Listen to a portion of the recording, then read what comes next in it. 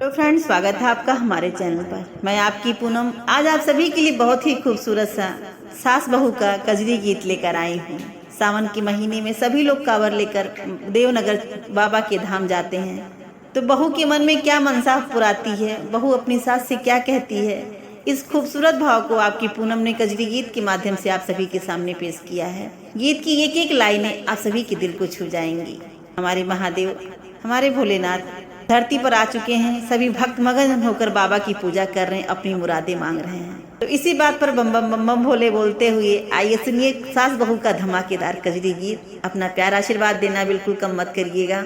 आप सभी का जीवन भरा भरी रहूंगी। हे सासु कांवरी मांगाय दयाब की बेला में, भोले जी के मेला बाना। सासु कांवरी मांगा दयाब की बेला बा, भोले जी के मेला बाना। सासु कांवरी मांगा दयाब की बेला बा, भोले जी के मेला बाना। हो जाबे बाबा जी के धाम ले धतूरा और पान, जाबे बाबा जी के धाम ले भांग धतूरा पान। जाबे भोले जी के धाम हो ले भांग धतूरा पान। हो बाबा कुशल रखिए पियवा मोरे अकेलवा, भोले जी के मेला बाना। हो बाबा कुशल रखी है पियवा मोरे अकेलवा, भोले जी के मेला बाना। सासु कांवरी मंगा दयाब की बेलवा, भोले जी के मेला बाना। सासु कांवरी मंगा दयाब की बेलवा, भोले जी के मेला बाना। हो जाबे भोला दरबार देव जलवा के धार, जाबे भोला दरबार देव जलवा के धार। हो जाबे भोला दरबार देव जलवा के धार। हो बाबा कुशल रखिए बेटा मोरे अकेलवा, भोले जी के मेला बाना। बाबा कुशल रखिए पूतवा अकेलवा, भोले जी के मेला बाना। हे सासु कांवरी मांगा दयाब की बेलवा, भोले जी के मेला बाना। सासु कांवरी मांगा दयाब की बेलवा, भोले जी के मेला बाना। हो जाबे बाबा दरबार मंगबया चरा पसारी, जाबे बाबा दरबार मंगबया चरा पसारी। हो जाबे भोला दरबार मंगबया चरा पसारी। सासु कुशल रखी है बेटी मोरी अकेलवा, भोले जी के मेला बाना। सासु कुशल राखे बेटी मोरी अकेलवा, भोले जी के मेला बाना। बाबा कुशल राख्यो धिया मोरी अकेलीबा, भोले जी के मेला बाना।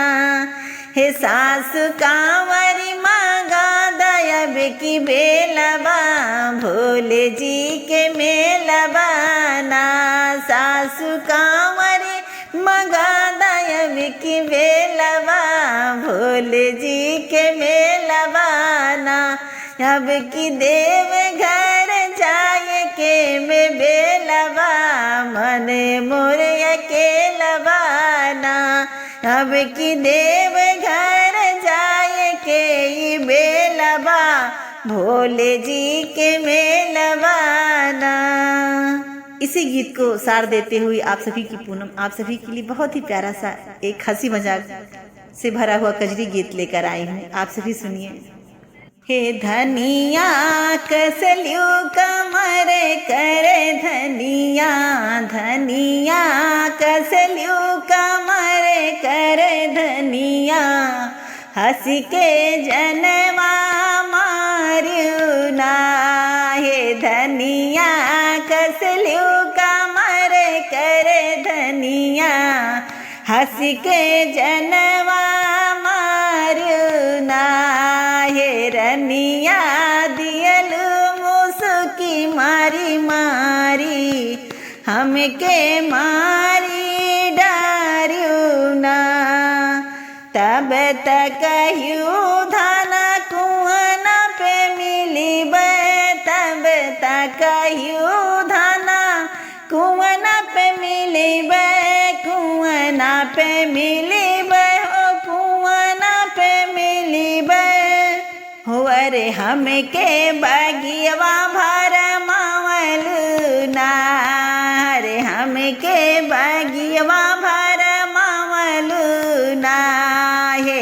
धनिया कसियो कमर कर धनिया हंसी के जनवा मारियो ना हे रनिया कसलियो कमर कर धनिया हंसी के जनवा मारियो ना तब तक हम महलों में मिलिब महलों में मिलिब दुई महलों में मिलिब हमका भरमायू तू खेतवाना तू हमका भरमावेलू खेतवाना हे धनिया कसियो कमर कर धनिया हंसी के जनवा मारियो ना हे धनिया कसलियो कमर कर धनिया हंसी के जनवा मारियो ना। इतना सुनने के बाद पत्नी क्या कहती है, आप सभी दो लाइनें सुनिएगा पत्नी के भी। तू ही तो कहो पिया सावन में आईब तू ही तो कहो पिया सावन में आईब सावन में आईबा हो देव घर घुमाईबा सावन में आईबा हो देव घर घुमाईबा हो हरी हरी चूड़िया की नाई बाना हो हरी हरी चूड़िया की नाई बाना वो नाई आया तू ही पिया यसरा धराई केकरा से बतिया बनाई ना हो नाई आया पिया मोरी यसरा धराई केकरा से बतिया बनाउलाना हे सैया भूली गया जाई के विदेशवा पियवा भूली गया जाई के विदेशवा झूठ ही में यसरा धराउलाना हे पियवा तब हम कसों कर धनिया पिया मोरी तब हम कसों कर धनिया देवर संगे घूम्यो बजरिया ना हे पिया मोरे तब माये कसों कर धनिया देवर संगे घूम्यो बजरिया ना हे धनिया कसलियो कमर कर धनिया मुझसे की मारू अगनवाना हे धनिया कसलियो कमर कर धनिया हंसी के जनवा मारू ना हे रनिया कसलियो कमर कर धनिया हंसी के जनवा मारू ना।